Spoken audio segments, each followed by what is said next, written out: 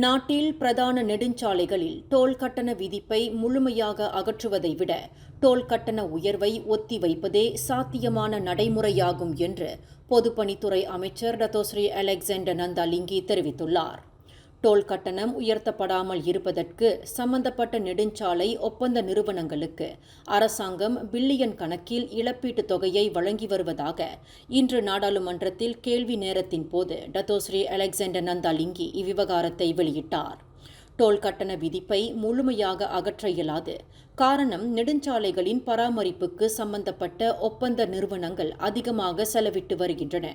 இந்நிலையில் மக்களுக்கு சுமையை ஏற்படுத்தாத வகையில் டோல் கட்டண உயர்வை ஒத்திவைக்க முடியும் என்றும் இதுவே யதார்த்தமான நடைமுறையாகும் என்றும் அமைச்சர் விளக்கமளித்தார்.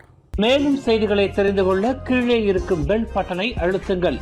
உங்கள் மகிழ்ச்சியை வெளிப்படுத்த லைக் மற்றும் ஷேர் செய்யுங்கள். தொடர்ந்து திசைகளோடு இணைந்திருக்க சப்ஸ்கிரைப் செய்யுங்கள்.